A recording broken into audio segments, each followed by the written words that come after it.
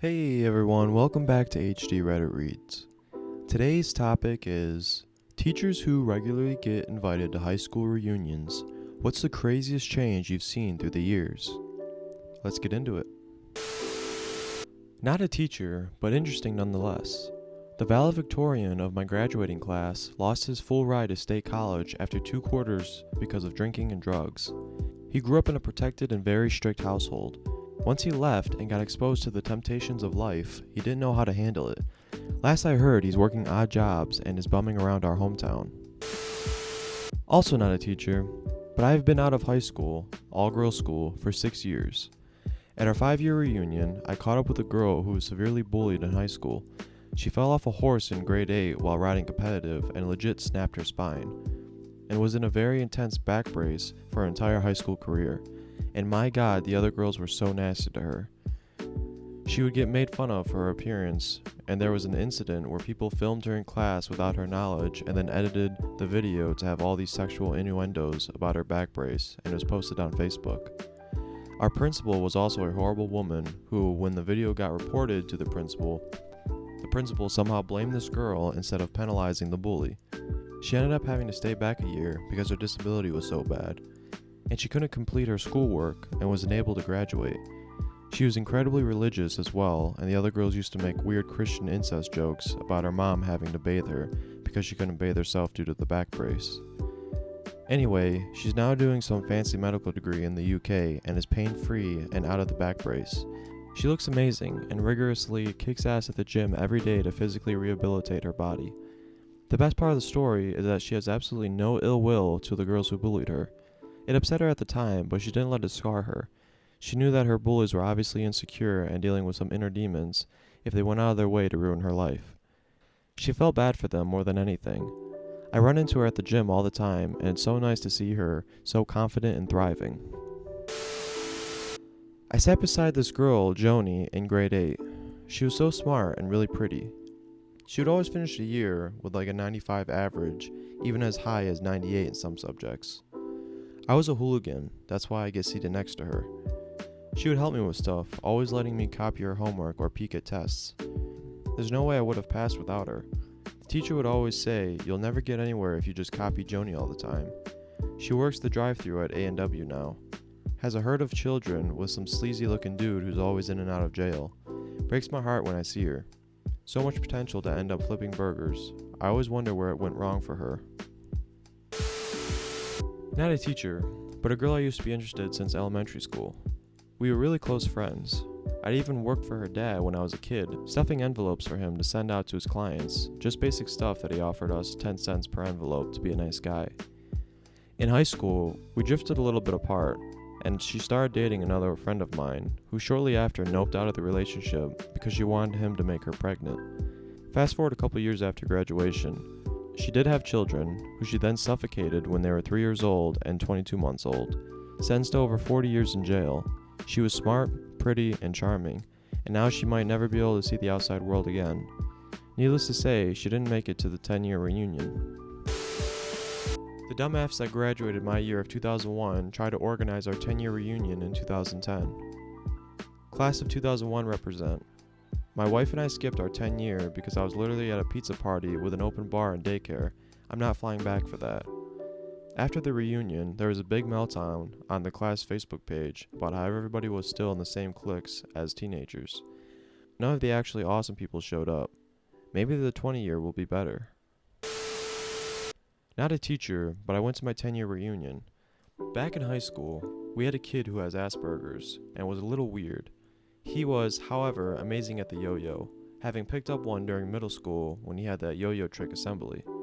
After everyone else had stopped walking the dog in 8th grade, this guy was doing more and more elaborate tricks every day during lunch. He was bullied and teased, but he continued doing what he loved. So, at our 10-year reunion, people from every strata of high school popularity was there, including this guy. He was the same old self, but more confident. I asked him if he still yo-yos, and he busted out his custom-made titanium yo-yo that he said he made on a CNC lathe. He then starts to do some tricks, and a large crowd gathered around him. It was quite the show, and he had gotten very good. When he finished, people clapped and cheered, and even the jockey's dude from the back in the day fist bumped him and told him how badass he was. The most amazing transformation was everyone else. Nobody teased him for being who he was anymore. Now they admired him for being so passionate about something. In high school, I was pretty good friends with a guy that was a bit overweight, about 6'4", really smart and a bit nerdy. Lost track of him after high school, but saw him at our 10-year reunion. He was the talk of the reunion, still tall, lost all the weight, and was in great shape, had long hair like Fabio, and was a doctor. He showed up with a beautiful wife. He gave us his contact info and invited us to Atlanta to stay with him in his huge house. After the reunion, I tried to get in touch. Contact info didn't work, and through some sleuthing, I found out he was neither married nor a doctor. He was still in good shape, can't fake that, but faked everything else. Not really a surprise, but the guy who used to bully me all the time is basically homeless. He refuses to go back to his parents, absolutely nothing wrong with him, he just never got out of the rebel teen phase, and spends his nights either couch surfing at his mates or sleeping on the streets, if no one can take him in. Any job he gets, he stays at until he has enough money for whatever he wants at the time, and then quits. Skates all the time and wants to go pro, but spends all the time smoking weed and drinking, then crying about how his life doesn't go anywhere. People at the reunion were astounded that he had just not changed one bit. He still used all the slang he used back then, and even tried to get his old mates to tease me like they used to, but they didn't because they're all adults now, with jobs, and even some have kids. He was kicked out of the venue because he tried to pick a fight with the guy who laughed at him for how he dressed. 30-year-old man dressed as a teenager. Edit. I think it's important to note that this guy I used to be close friends with before he started bullying me.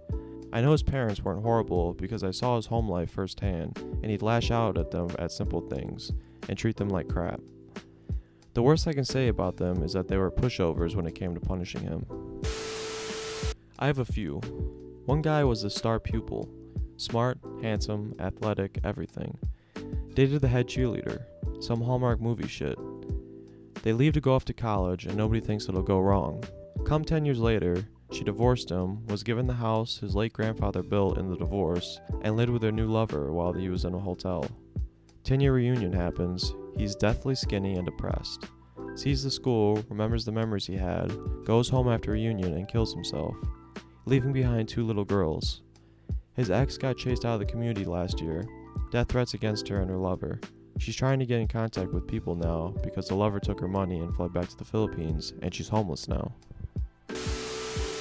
I'm a middle school teacher of over 10 years, so some of my students are high school and college graduates at this point. I'm happy to say that a good number of them have reached out to me and shared life stories and updates. The one student that comes to mind was confidently suicidal from a broken home with identity issues. She came to me for help, and we found spoken word poetry as an outlet for her emotions, anxiety, and discovery of self-worth. She is currently returning to school to finish her associate's degree, and she was the first in her family to graduate high school. I get updates from her on my birthday each year. She still writes and performs spoken word poetry in her spare time. Edit. Wow, I did not expect this to get the kind of overwhelming response. Yes, I have a million other stories, many of which don't have as happy of an ending. Yes, this is why I love being a teacher, and yes, I love hearing about my students years later, though very few actually reach out. So, not a school reunion story, but I thought I'd input a happy story since a lot of these are a bit depressing. My mom used to be a teacher for children with severe learning disabilities. By severe, I mean the majority of students she taught could barely do anything for themselves. Now, she's retired, but one day we were in the supermarket when a lady comes up to my mom and hugs her. She seems a bit surprised at first and asks if they know each other, and it turns out she used to be in her class. We got in the car, and Mom instantly breaks down in tears. After a few minutes, she explained to me that 20 years ago, that lady had been able to speak, walk, or even go to the bathroom by herself. And yet, there she was, out on her own, talking to us and doing her own grocery shopping. What probably made my mom cry was that after so long and accomplishing so much, this girl actually remembered her old teacher. A former student of mine grew up in an ultra-conservative Christian home. He and his siblings were never allowed to socialize with other students during lunch and recess. Whenever they had free time at school, they had read their Bibles. In science class, they were forbidden to learn about evolution. Every essay, short story, personal narrative, and poem he wrote for me involved some kind of Christian theme. When he graduated, he immediately enrolled in a big seminary in our area, and that was the last I heard of him until this class invited me to their 10-year reunion. This same kid showed up with his sleeve tattoos, piercings everywhere, slamming beer after beer after beer, and smoking like a locomotive. When I asked what he was doing now, he responded he currently was a bouncer at a strip club. Thank you for listening, everyone. If you enjoyed the content, please consider subscribing. It'll be greatly appreciated. And if you want to visit the original thread, I'll link it in the description. But yeah, that's it. I'll see you guys in the next one.